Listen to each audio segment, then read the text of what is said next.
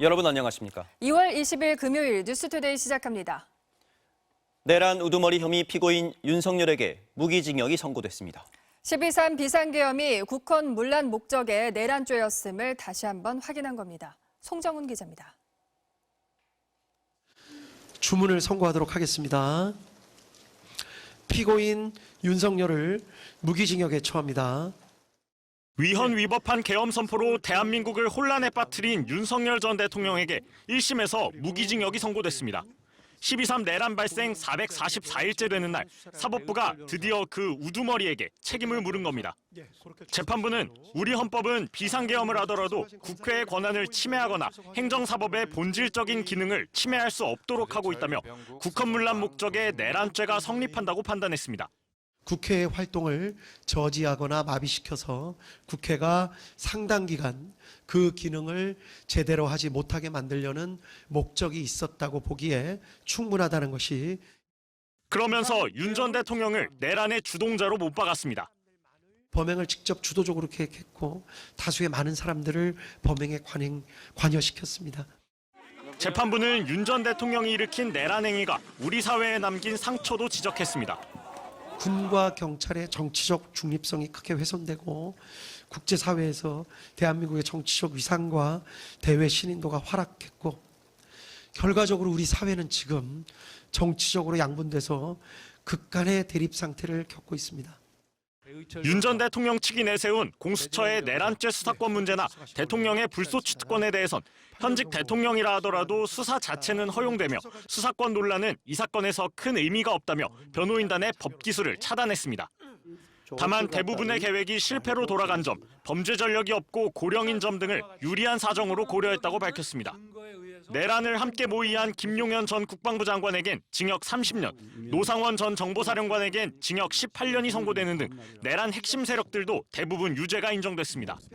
윤 전 대통령 측 변호인단은 사법부가 선동된 여론과 정적을 숙청하려는 정치 권력에 무릎을 꿇었다는 입장을 내놨습니다. MBC 뉴스 송정훈입니다.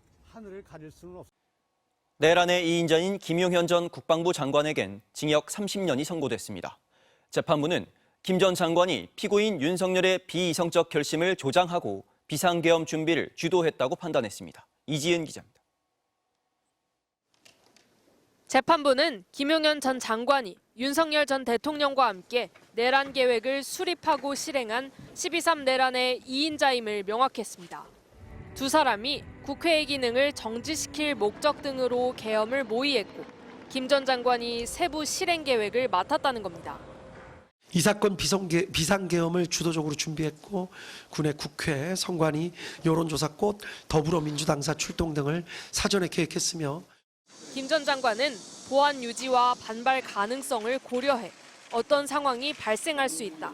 그때는 어떻게 해야 한다라는 식으로 내란 당시 부하들에게 임무를 우회적으로 지시하는 모습을 보이기도 했습니다. 그 때문에 이들의 법정에서의 진술 내용이 일부 차이가 있는 것으로 보이고 이 때문에 수사도 상당한 난항을 겪었던 것으로 보입니다. 특히 재판부는 김 전 장관이 윤 전 대통령의 계엄 선포를 부추긴 면도 있다고 판단했습니다. 피고인 윤석열의 비이성적 결심을 옆에서 조장한 측면이 있는 것으로도 보입니다. 특검이 김 전 장관에게 구형했던 형량은 무기징역. 국헌문란은 거대 야당의 폐악질이 곧 저는 국헌문란이다 이렇게 생각합니다. 재판 막바지까지 당시 야당 탓을 하고 구체적 계획을 세운 내란의 주동자이자 은밀한 지시로 부하들을 내란에 가담시킨 점도 인정됐지만 선고된 형량은 징역 30년이었습니다. 재판부는 김 전 장관이 실제 현장에서 물리력 행사를 자제했던 점과 초범인 점, 고령인 점 등을 유리한 양형 요소로 언급했습니다. MBC 뉴스 이지은입니다. 국민의힘 장동혁 대표는 선고 당일 끝내 입장을 밝히지 않았습니다. 당 내에선 윤 어게인과 절연해야 한다는 주장이 터져나왔지만 장 대표가 윤석열 세력을 떼어낼 수 있을지는 미지수입니다. 이문현 기자입니다. 윤석열 전 대통령에 대한 무기징역 선고에 장동혁 국민의힘 대표는 끝내 입장을 내지 않았습니다. 지난달 특검이 사형을 구형했을 때도 장 대표는 관련 언급을 피했는데 법원이 내란으로 규정한 비상계엄, 무기징역을 선고받은 윤 전 대통령 어느 하나 명쾌한 입장을 내놓지 못한 겁니다. 송원석 원내대표도 기자회견을 고민하다 결국 전직 대통령의 유죄 판결에 책임을 통감하고 송구하다는 SNS 메시지만 남겼습니다.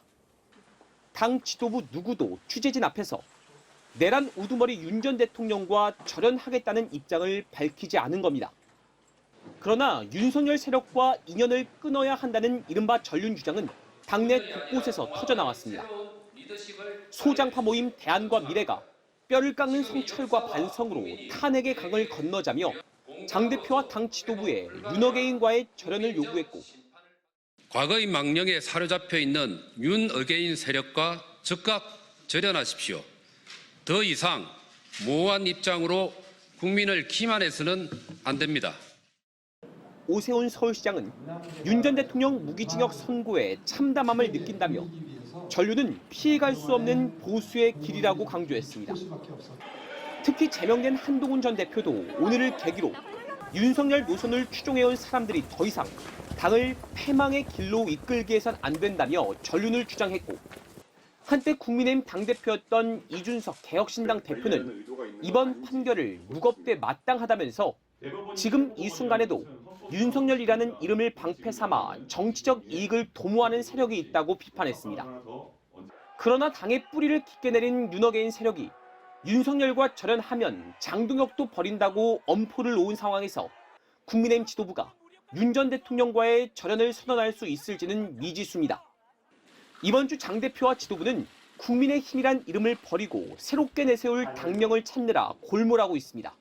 MBC 뉴스 이문현입니다. 미국과 이란의 핵 협상이 교착 상태에 빠지면서 군사적 충돌 위기가 고조되고 있습니다. 트럼프 대통령은 이란을 향해 열흘이라는 구체적인 시한을 제시하며 압박에 나섰고 이르면 이번 주말이라도 공습이 시작될 수 있다는 보도도 나왔습니다. 로스앤젤레스 신재용 특파원의 보도입니다. 자신이 주도하는 평화위원회 첫 회의 연단에 선 트럼프 대통령이 이란을 또다시 고강도로 압박하는 발언을 내놨습니다.